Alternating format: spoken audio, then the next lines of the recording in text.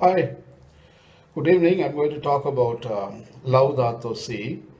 Uh, Laudato Si appeals uh, people around the world to initiate the creation of agrarian theology. Pope talks about farming, farmers and their issues, about their work, and about their land and what to produce, organic farming or genetically modified crops.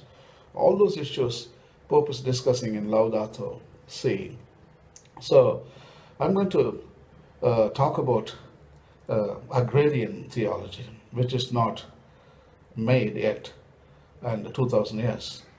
I think what were we doing? I mean, we didn't think about our poor farmers, their problems. In India, 3 lakhs farmers committed suicide, and they sell the land as if land is the commodity, and they put fertilizers, poison, herbicide, fungicide, genetically modified crops. They lose seeds, natural seeds.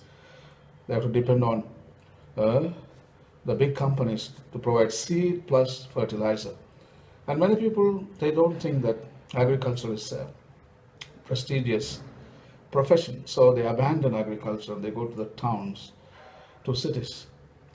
So I think if we had agrarian theology, some kind of religious rationale or a framework, I think people would have been motivated in the right path and people would have remained doing agriculture because God gave only one mandate to humanity: till it and keep it. Genesis 2:15. So I think our people are not educated.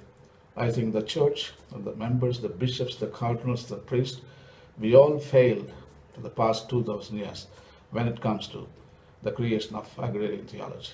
The Bible is full of texts, especially Leviticus chapter 25, the sabbatical year, the giving rest to the land every 7 years and also every 49 years.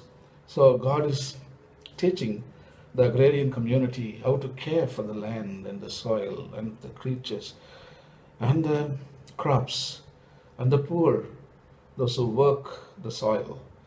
So I think it's a brilliant. So we need to create agrarian theology. I think Laudato Si has got, in my opinion, at least 30 to 40 different texts that indicate um, uh, for the creation of the agrarian theology. Some of the text I want to read it to you from Laudato Si. For example, the Laudato Si, paragraph number 67, the Pope writes as follows: each community can take from the bounty of the earth, also as the duty to protect the earth and to ensure its fruitfulness for coming generations. The earth is the Lord's, Psalm 24, verse 1. Such a beautiful word. The earth is the Lord's. To him belongs the earth with all that is within it. Deuteronomy chapter 10, 14.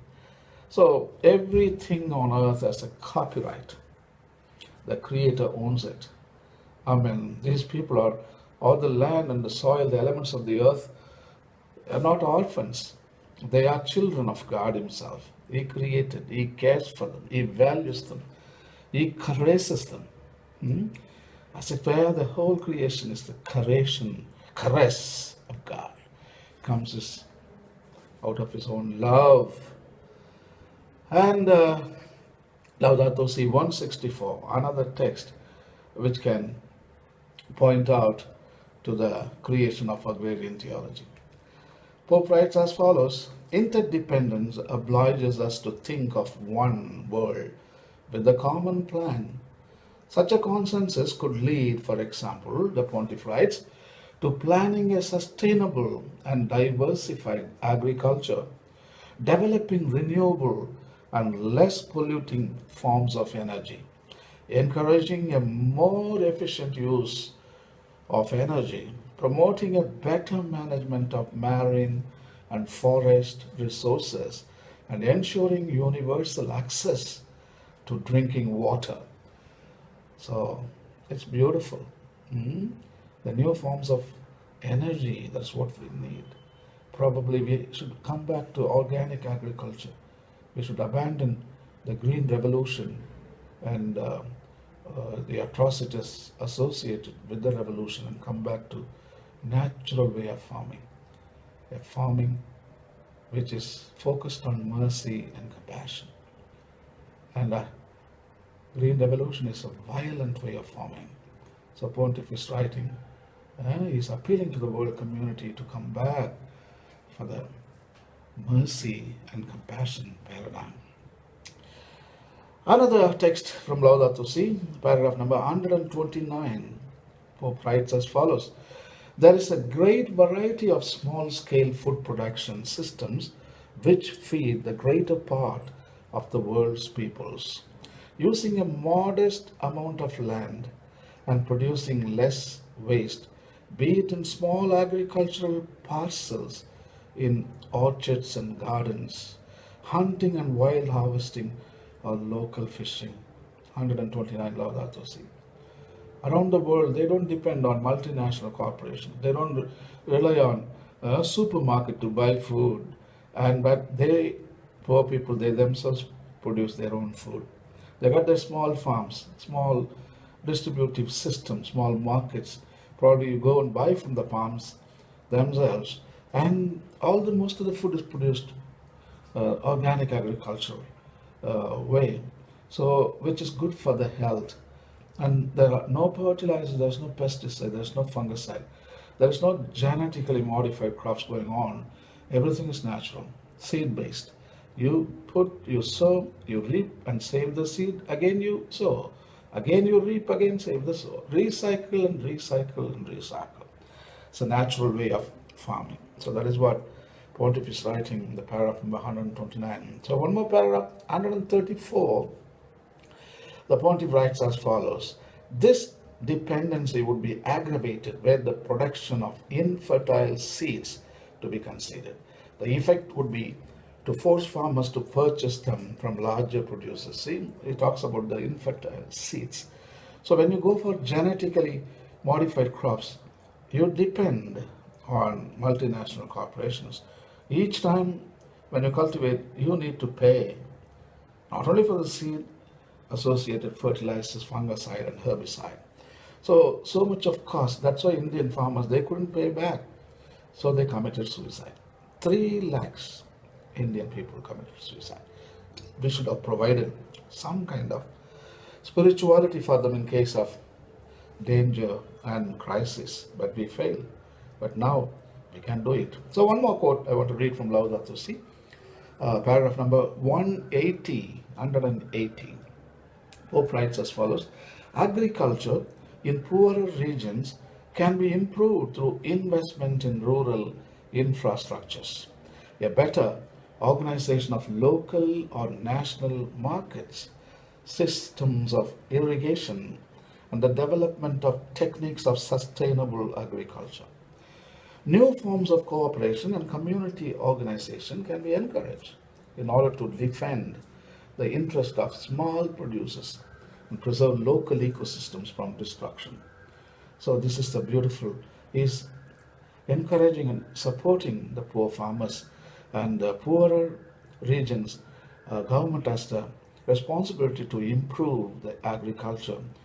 Sometimes small farmers produce, but they can't sell their produce in the markets because they don't have markets.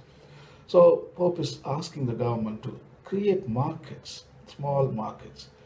And also most farmers, they don't have good irrigation system in India. They depend on wells or bore wells. There are no surface water. So probably the government can help building some canals and bring water to the people where there is no enough water. And also we can encourage small farmers.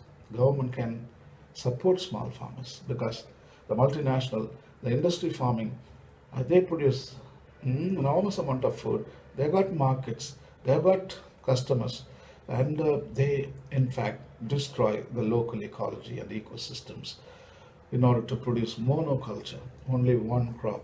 Maize means maize, wheat means wheat, barley means barley. It's a monoculture.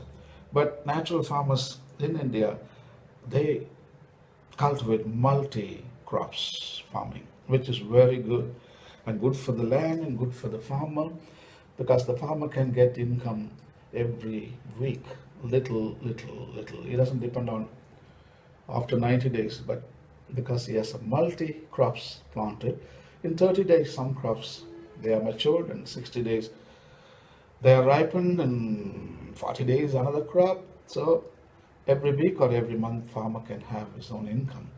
And organic farming, that is what very important today. So our health has been really endangered, and our genes, we don't know what mutations have taken place in our body, and had the future generations, we are not doing justice. Actually, we are making our future generations dumber and stupider. Probably they'll be handicapped. We need to really think about all the side effects of what we are doing. So I think agrarian theology is very important, not only in India, not only in Asia, around the world, because the Western world may not create agrarian theology. They don't need it anyway, because they are capitalistic countries, and they don't need agriculture, because most of the time, most of the Westerners think that food is grown in supermarkets. They don't know how agriculture dynamics work. So I think it is the only farmers. It's a need from us. We need it.